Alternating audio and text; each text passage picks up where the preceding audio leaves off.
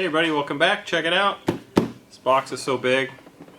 You can tell what it is. I'm excited. I've been wanting one of these for years. I found one at a swap shop for a good deal, and I should have bought it, but I didn't, and I've kicked myself in the butt ever since. Then they came back, I didn't buy them, and now they're back again. I literally just got this today. What is it? It is June 19th, 2020. I've only seen one in my life, and after flying numerous T-28s of the smaller 3S versions, I know this is the bird for me. It's going to be fun. Here's what's on the box. 78-inch wingspan. I mean, this has been out for years. You guys know the deal. Let's see what's inside here, because I have never put one together, and I'm super excited.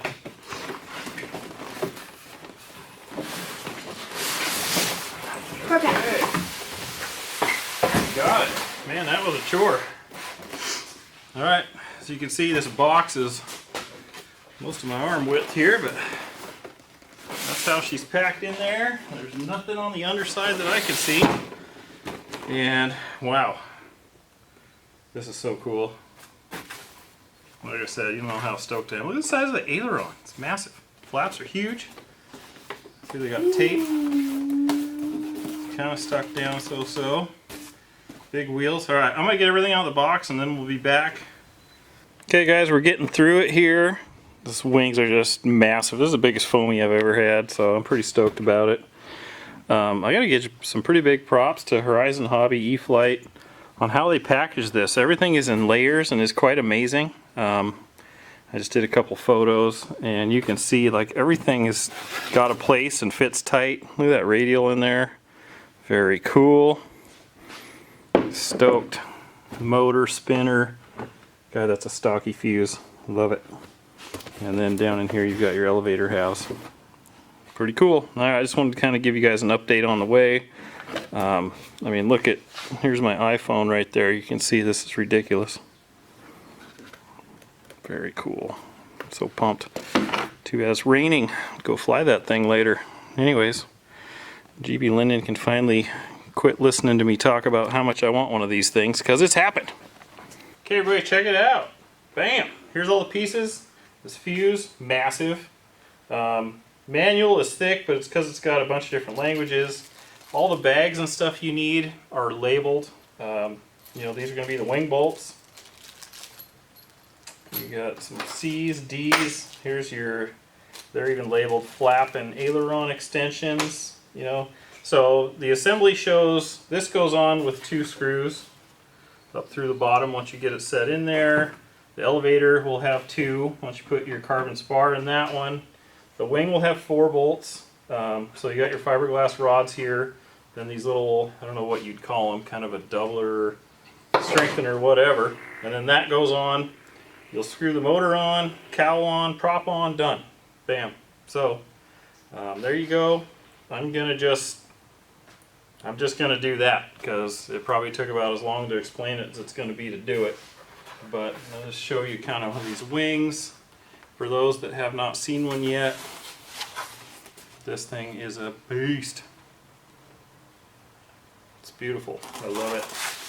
I love it. I love it. I got one of the original little tiny guys, like, geez, probably 12 years ago or whatever they first came out, and I still have the original one, so it'd be cool to have the big brother.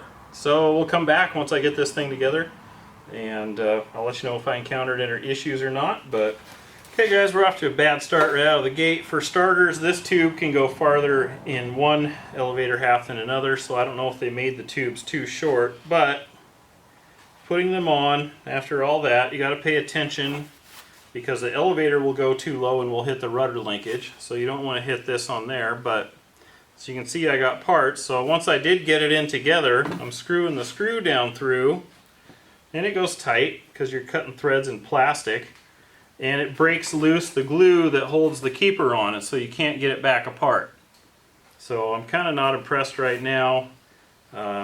Tolerances are definitely off.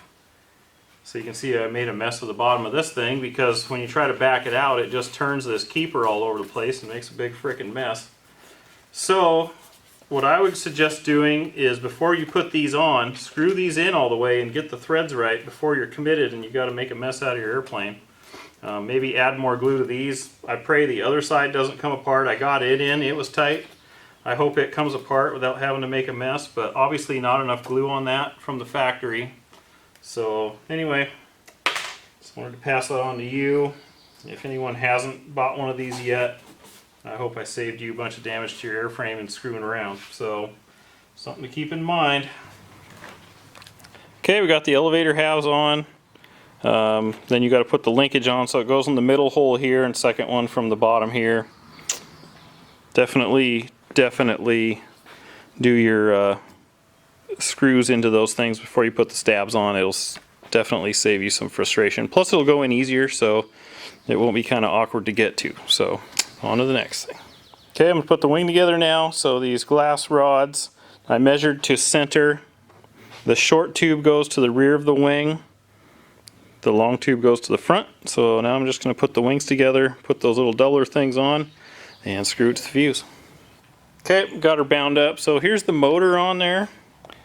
And you'll see my wires. So yellow to red, red to yellow, black to black. That's how I got it going the correct direction. Just got to turn that way. Anyways, I got it bound up. The radio said there's telemetry, so I'll have to see what's in there, all about that. Got it bound up to my Turnigy battery here, but we're close. So now that I got that on the right way, we can put the cowl on and the prop. I cycled the gear. Everything goes the right direction other than I had to reverse the landing gear, because it seems like every airplane I ever get, they're always up when I want my switch down. So I don't know if that's just me wanting my switch backwards from other people. I like my switch to be forward. All my switches go forward when everything's out and flaps are up. So flaps work, ailerons, elevator, rudder, and I'm not flipping the gear. Anyways, so boom. I'll come back once the cowl's on, do some glamour shots. So far everything has gone pretty good. I do have one complaint on the bottom of the wing. You probably can't really tell, but there is quite the gap in the center, which I tried to get as best I could, but I mean there's really nothing you can do. It was touching at the top of the wing. The bottom had a little gap. So it's a bummer, but it's the bottom, no one's going to see it. What do you do? So anyways, we'll be right back. Okay, setting the CG of something different here. You notice it measures from the trailing edge of the wing at the flap root.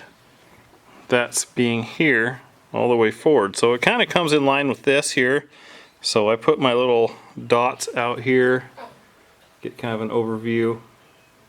But anyways, that's the recommended 11.5 inches of the CG. So not too much left here.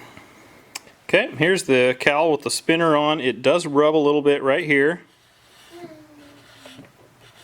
you can hear it. So I'm not sure what I'm going to do. I might try to fit some sandpaper in here and kind of work it back and forth till it clears. It's not too much, but it is a little bit. These screws, it was kind of tough to get that cowl on. It took a little bit to kind of push it into place because the cowl has kind of a plastic notch in and it has to fit in the other deal, but not a big deal. Yeah, not much else to say. So there is a funky bunch of stuff you got to do for the safe select and whatever, so I would recommend, it comes with this extra manual kind of deal about it, and flipping switches and ways to bind and whatever. I haven't found anything with control throws yet, so I don't know if I just missed it or they're just automatic. I don't know, but anyways, yeah. Once we get some nice weather, be in 2 days, I'll get it outside, take a picture of it, and do a little walk around. I did take a paint pen and mark the prop. The prop seemed to be kind of balanced. I just kind of did a little test and everything looked kosher, so yeah, short of just some weather and getting GB Linden out here, this bad boy's about ready. So the radio's programmed, everything's good to go. So we'll be back once it's nice, and then we'll hit the field. Like, comment, and subscribe. Check the links down below in the description, please. Okay, everybody, here it is, completed, balanced. Everything's ready to go. Throws, it says nothing about throws. It says the AS3X is set up for it, or the receiver installed. So it doesn't give anything recommended, but being a T-28, I know it's going to be easy to fly regardless. I took a paint pen, painted the tips of my props so I can see where they're at. Yeah, this thing's a beast. I love it. Love it, love it, love it. So I'll show you with just a little 4000 pack I think I have in here. It's kind of hard to do one-handed, but... Oh, sorry, it's 5000 nanotech. Got it about there, and that's right on the 11.5-inch recommended distance. So that's a good thing. A buddy of mine I just talked to in Montana said he would put 2 batteries in his to weight it down so it wasn't so floaty like a kite. So that says something about how nice flying it is. If it's, you know, floaty, that means it's going to be light on the sticks. So there you go, I'm stoked. Tomorrow, GB Linden Odell might be coming out to take some footage and pictures and maybe even chase it with a drone. So like, comment, subscribe, follow the links down below. Let me know what you think. And we'll catch you on the next one. See you at the field.